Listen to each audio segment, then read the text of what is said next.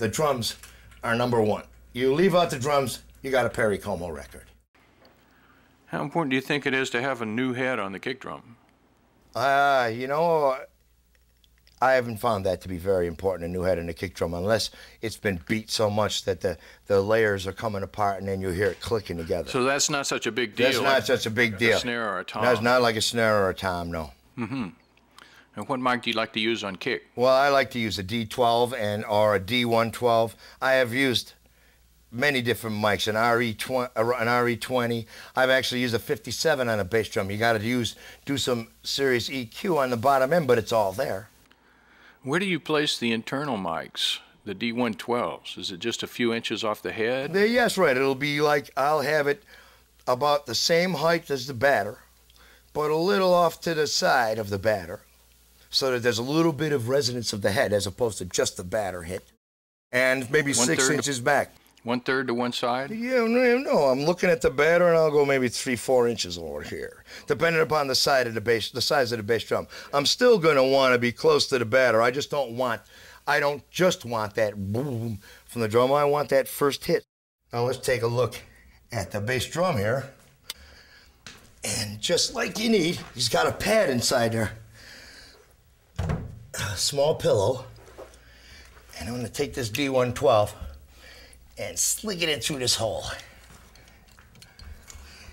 Get it in there, and I'm gonna slide them in a ways. And I wanna get it about 6 inches from the batter head.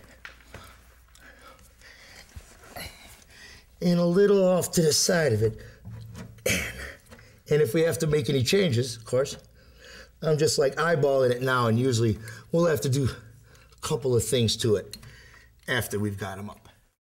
I have to say that when I go through the mics, I pick the mics for the top half of the kit and every other instrument, and then I see what's left for the bass drum. A lot of mics will work, and if one doesn't work, you can always replace it. The bass drum is the easiest thing to replace. You ever use more than one mic on the bass drum? I have quite often used a mic on the inside, a mic on the outside, and occasionally I've run a mic maybe 6 feet in front of it in order to get like bass drum room sound. If you had the mics you like, what would you use on a 3-mic setup? Well, I would use a D12 or a D112 on the inside. Then I would use something like a FET 47 on the outside of the head. A Neumann 47? Yeah, the FET, yeah.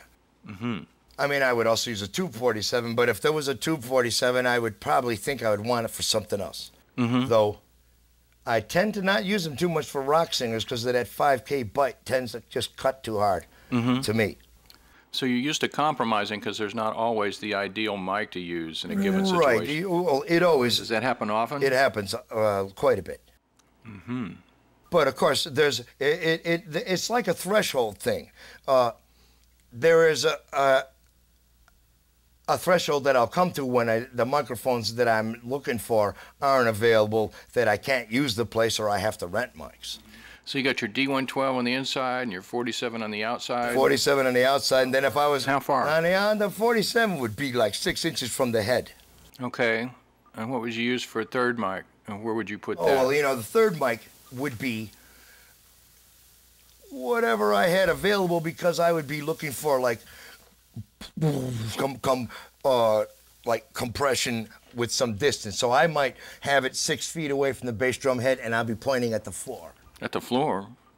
You mean straight down at the floor? Straight down at the floor, very close to it. So straight down at the floor? Yeah, sort of thinking about a boundary layer. I see. And how far from the floor? Oh, geez, an 1/8 of an inch. Oh, right on it. Yeah. Oh, no, not on it.